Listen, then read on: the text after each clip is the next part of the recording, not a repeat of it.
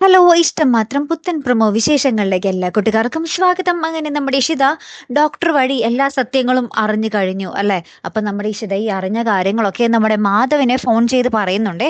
അപ്പം മാധവ് ഇങ്ങനെ ഈ നമ്മുടെ ഇഷിതയുമായിട്ട് സംസാരിക്കുന്നത് നമ്മുടെ ലയ ഒളിഞ്ഞു നിന്ന് കേൾക്കുന്നുണ്ട്. അപ്പം ലയക്ക് കാര്യങ്ങളൊക്കെ മനസ്സിലായിട്ടോ. അപ്പുറത്താണെങ്കില് നമ്മുടെ മഞ്ജിമന്റെ രചന വിളിച്ചിട്ട് കാര്യങ്ങളൊക്കെ പറയുവാണ്. അങ്ങനെയാണെങ്കിൽ നമ്മൾ ഈ ട്രിപ്പ് എങ്ങനെയും മുടക്കിയിരിക്കണം. അല്ലെങ്കിൽ രചനയ്ക്ക് ഒരു കുഞ്ഞുണ്ടായാൽ പിന്നെ നിനക്കൊരിക്കലും രക്ഷയില്ല എന്നൊക്കെ പറഞ്ഞ് നമ്മുടെ രചനയും നമ്മുടെ മാക്സിമം മഞ്ജിമ പിരിയേറ്റുവാട്ടോ. എന്നിട്ട് നമ്മുടെ മഞ്ജിമ പറയുന്നുണ്ടേ, ആദ്യ മോനെ കൂടെ അവർക്കൊപ്പം വിട്ടാല് നമ്മുടെ കാര്യങ്ങളൊക്കെ നമ്മൾ ഉദ്ദേശിക്കുന്ന പോലെ നടക്കുമെന്ന് രജനിയോട് പറയുവാണ്. അപ്പൊ ഈ നമ്മുടെ മഞ്ജിമ ഈ രഹസ്യമായിട്ടും രജനിയുടെ അടുത്ത് പറയുന്ന കാര്യങ്ങളൊക്കെ നമ്മുടെ മഹേഷിന്റെ അമ്മ കേൾക്കുന്നുണ്ടേ.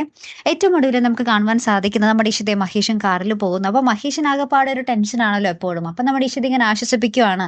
മഹേഷ് ഇങ്ങനെ ടെൻഷനിലാവാതെ എല്ലാം നടക്കും, എല്ലാം അതിൻ്റെതായ സമയത്തിന് നടന്നോളും, നമ്മളിങ്ങനെ ടെൻഷൻ അടിച്ചിരുന്നിട്ട് കാര്യമൊന്നുമില്ലല്ലോ എന്നൊക്കെ പറഞ്ഞ് നമ്മുടെ മഹേഷിന്റെ കയ്യിൽ ഇങ്ങനെ നമ്മുടെ ഇഷിത കയറി പിടിച്ച് ഇങ്ങനെ സമാധാനിപ്പിക്കുന്ന ഒരു നിമിഷങ്ങളാട്ടോ കൂട്ടുകാരെ. ഏറ്റവും ഒടുവിൽ നമുക്ക് കാണുവാൻ സാധിച്ചതേ.